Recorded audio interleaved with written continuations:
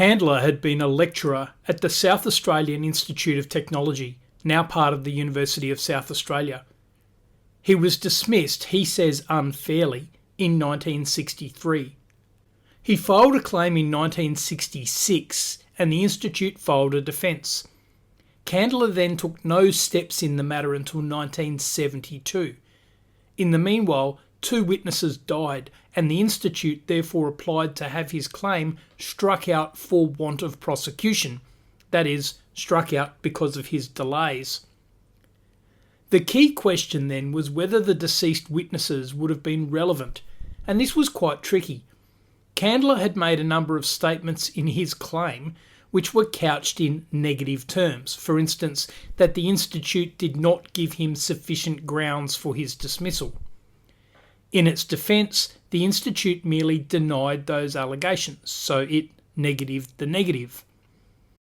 That had the same effect as making a positive statement. We did give him sufficient grounds. But they hadn't actually said that, so they didn't bear the burden of proving that they had given him sufficient grounds. If they didn't bear that burden, then was the evidence of the deceased witnesses even relevant? The Court of Appeal ultimately decided that a traverse of a negative averment, that is, a denial of a negative statement in a claim, could give rise to an affirmative case to the need for evidence. Justice Hogarth, citing an earlier British case, said, "A bare traverse is a perfectly good plea, provided that all that is thereby intended is to put the plaintiff to proof of his case. It may be, however, that concealed in a traverse there is an affirmative case, and this may well be so when the traverse is of a negative averment.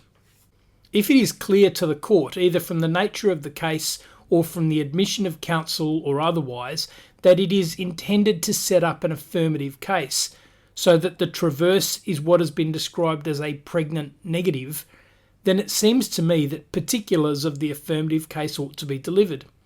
Otherwise, both the opposite party and the court will be in doubt as to what issues are to be determined at the trial.